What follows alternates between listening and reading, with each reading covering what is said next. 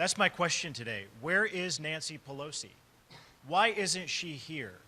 Each and every one of us changed our plans so that we could be here today, yesterday, and in the days to come to do everything that we can to safely bring every American home.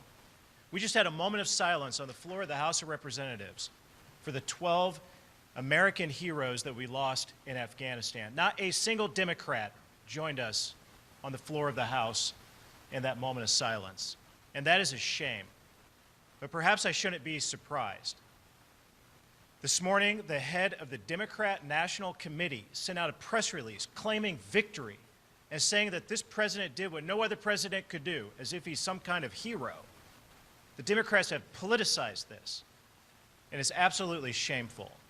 This morning on the news shows, Admiral John Kirby, the spokesperson for the Pentagon, on Fox News said that there's somewhere above 100 Americans who are still in Afghanistan. That was on Fox News. Earlier in the morning on Morning Joe, he said a few hundred. Yesterday, General McKenzie said a few hundreds are left in Afghanistan. Secretary of State Anthony Blinken last night in his press conference said it's less than 200, but it's closer to 100. Earlier in the day, he said it was 250. The fact of the matter is that this administration still has no idea how many Americans they have left behind enemy lines in Afghanistan as they ended the evacuation mission. They ended the evacuation mission not because America decided to do so, but because this president, this commander-in-chief, kowtowed to the Taliban. He did what the Taliban told him to do, and he stopped evacuating Americans, leaving an estimated hundreds of Americans still in Afghanistan behind enemy lines. I served in Afghanistan in 2014 and 15. I served on the front lines of the effort to train, advise, and equip the Afghan Army.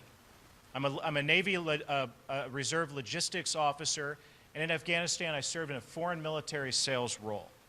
Never did I think at that time or every day since that everything that I was a part of would fall, all of the equipment that we acquired to give the Afghans, the Afghan Army, the Afghan police, to fight against the Taliban, all of that equipment would be left behind and fall into the hands of the Taliban. Over $85 billion worth of American-made military equipment.